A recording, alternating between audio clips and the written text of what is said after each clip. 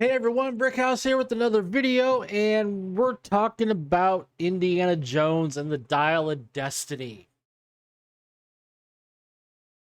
The movie comes out, actually he's got a preview tomorrow. It might be out in some places now for all I know.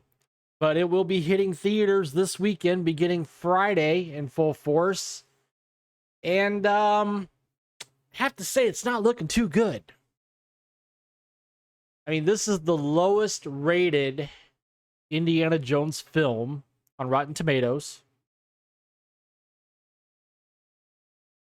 I think right now it's sitting at about 66% from the critics. Of course, we'll have to wait and see for the audience scores to roll in.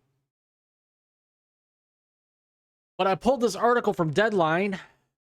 Indiana Jones and the Dial of Destiny to whip up 140 million plus global opening box office preview. Now, to me, this headline makes it sound like it's going to be a blockbuster. But when you look at the numbers, especially when you compare it to 2008's Crystal Skull, it's not looking too good for Disney.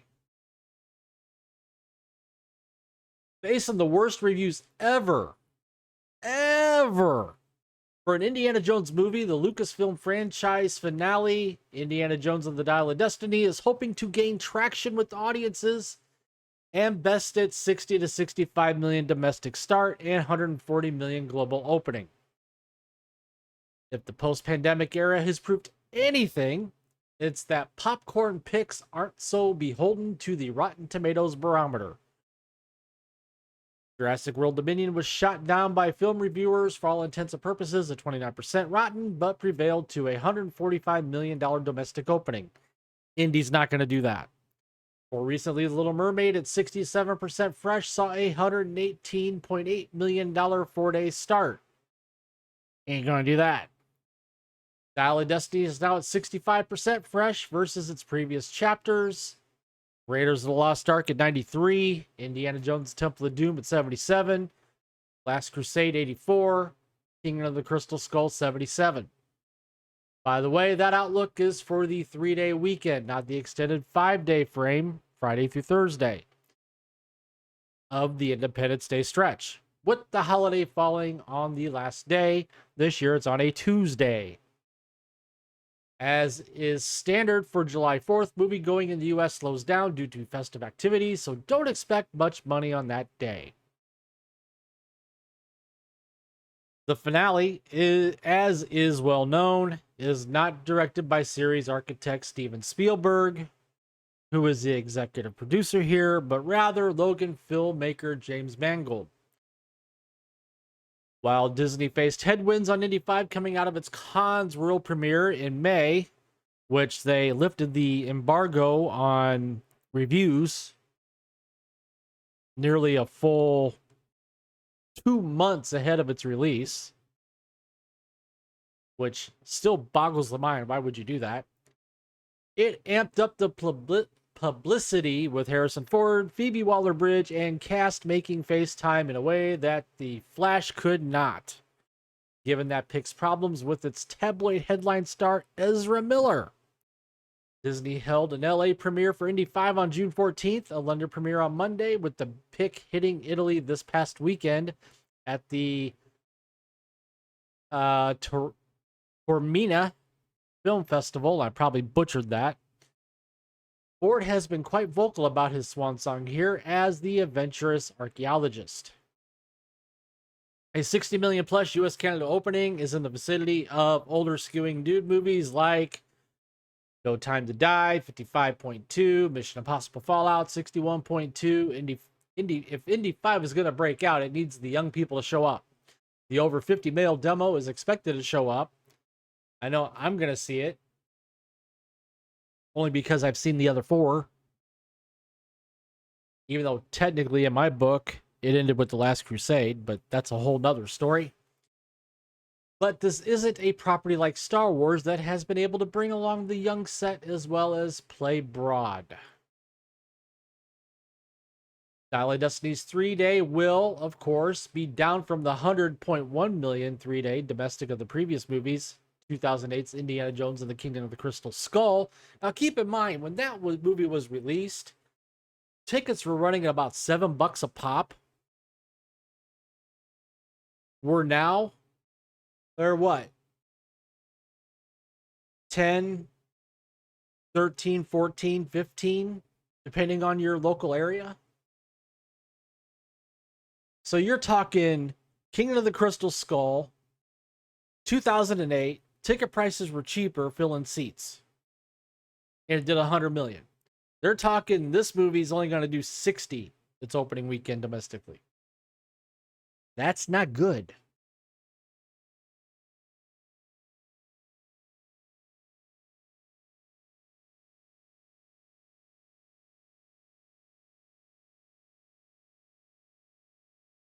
So let's get back to Kingdom of the Crystal Skull and the second best opening for the franchise. Note the fourth quel opened on a Thursday over a Memorial Day weekend, earning 151.9 million in total over 5 days.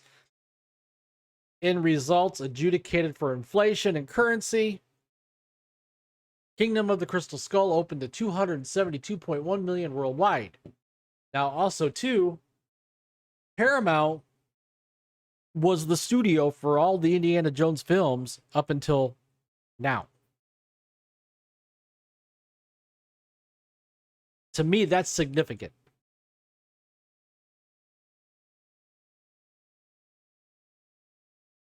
"1989's Indiana Jones and the Last Crusade opened to a 29.3 million 3-day, 46.9 million over the extended Memorial Day weekend.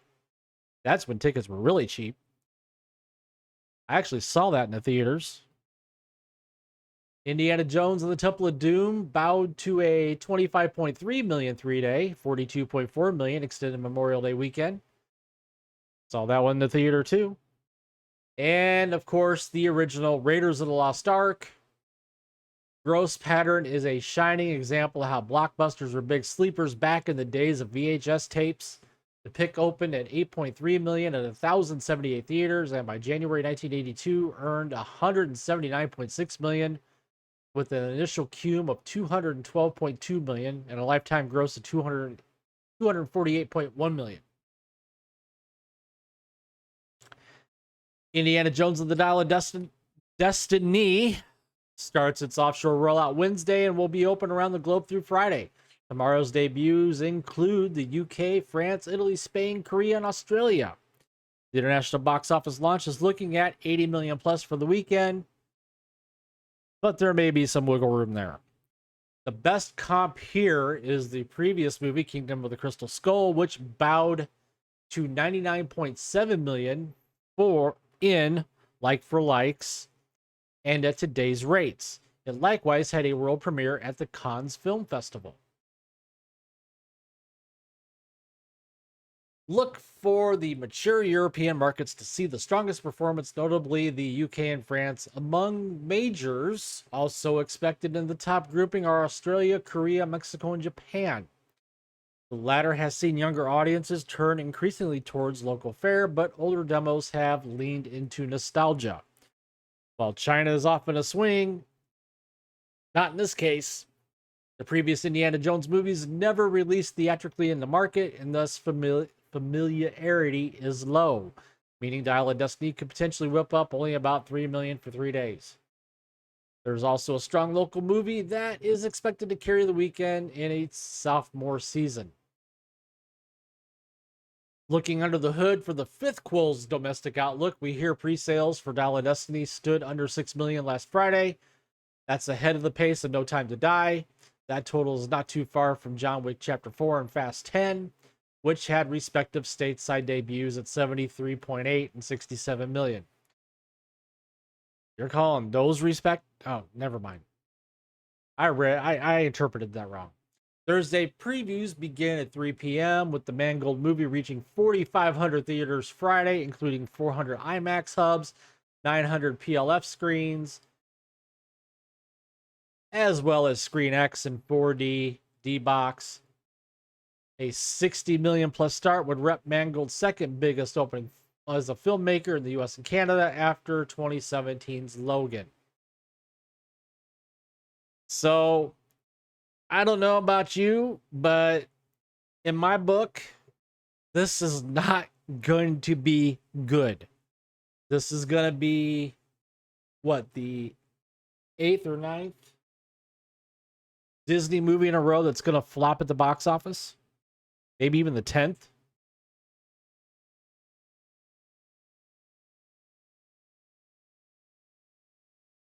I mean, it's. Am I going to see it? Yeah, I'm going to see it.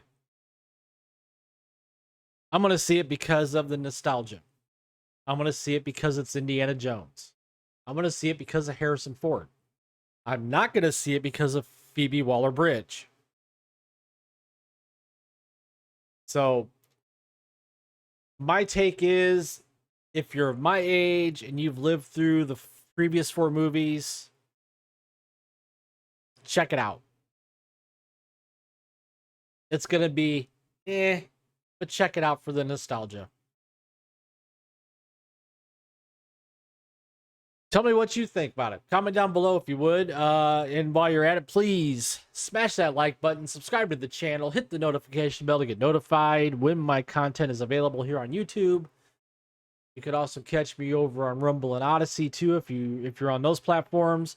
And as always, I thank you for watching. Thank you for taking the time to tune in, and I will see you later.